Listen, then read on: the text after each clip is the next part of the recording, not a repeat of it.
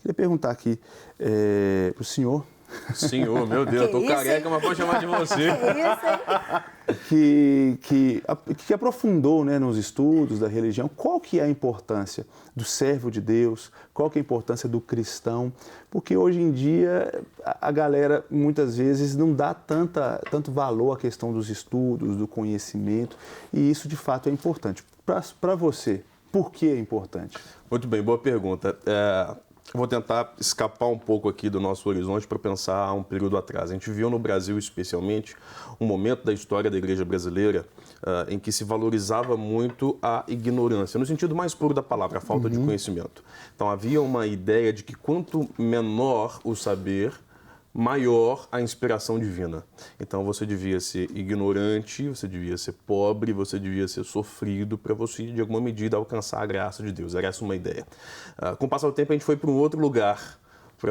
É um movimento do pêndulo, foi para outra ponta. Outro uma extremo, valorização, né? Exacerbada da posse, do benefício, do lucro, do dinheiro, enfim. Mas o que a gente vê na Bíblia é uma orientação clara sobre instrução, sobre aprendizado.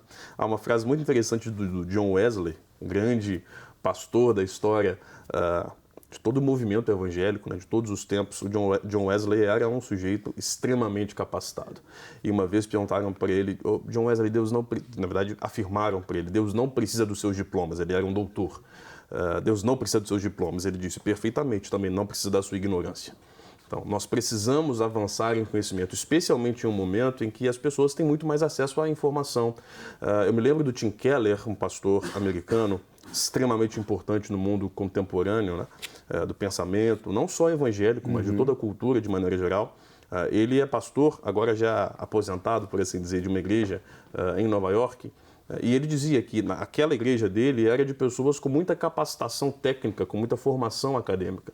Então ele precisava avançar para alcançar aquelas pessoas. No passado não havia tanta informação disseminada, então às vezes não fazia tanto sentido, não era tão necessário, mas hoje, com tanta informação, nós precisamos dar respostas. Eu gosto de um texto extraordinário da Bíblia que está lá no miolo de Atos, quando diz que Davi serviu a sua geração segundo o propósito de Deus e então morreu.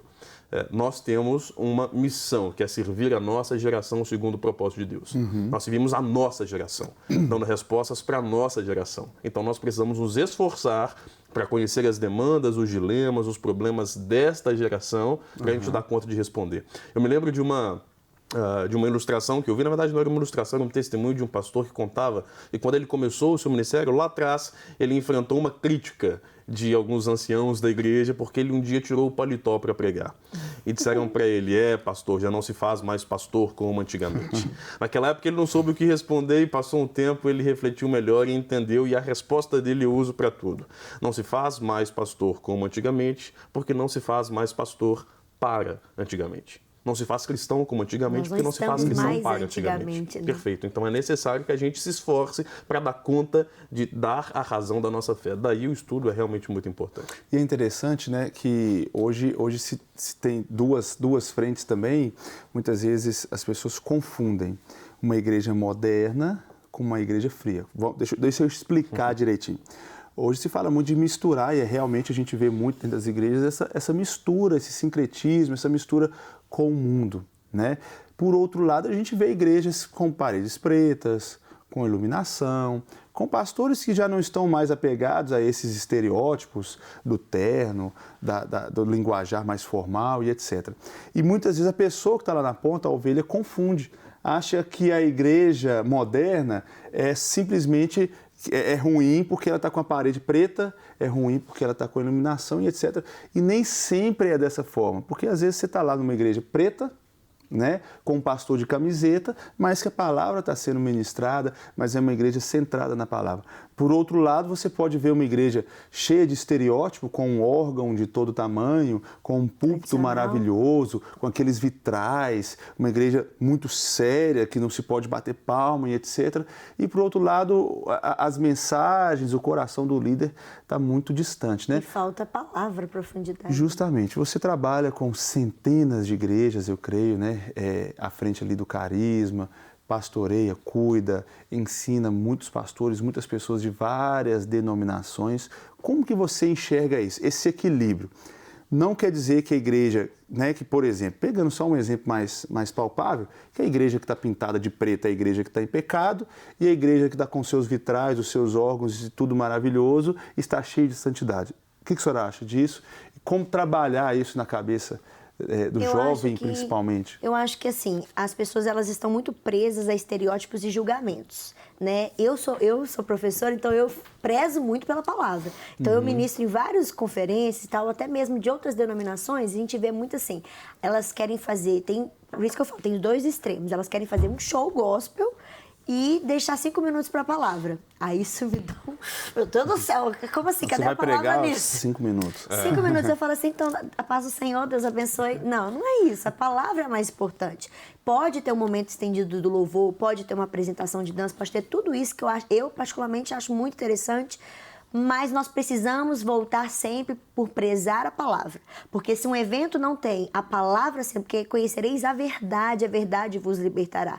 Tem verdades contidas no louvor? Tem. Mas quando você ensina a palavra, e a palavra que prescruta o coração das pessoas, ela vai causar transformação. Então, tem muitas igrejas que não têm esse estereótipo moderno, mas também não cuida da palavra. E tem muitas igrejas que têm esse estereótipo moderno para criar um ambiente aconchegante, criar um ambiente mais moderno mesmo para alcançar os jovens de hoje e que tem muita palavra. Só que tem pessoas que, por olharem aquele estereótipo, igreja preta, com luzes, não tem Bíblia, então não quero. Tem gente que só de entrar e ver que a igreja é daquele jeito, não quer ficar, mas não sabe do conteúdo que está sendo ensinado ali. E às vezes você vai ter mais profundidade bíblica numa igreja assim, do que uma outra igreja com estereótipo mais tradicional e tal. Então, não é regra, mas nós precisamos prezar sempre pela palavra, porque não é o estereótipo que vai te trazer transformação, renovação e mudança. É a palavra. Então, seja de um jeito ou seja do outro, que tenha a Bíblia puramente. Né? Amém. Só uma consideração que eu acho importante em relação ao que a professora está dizendo.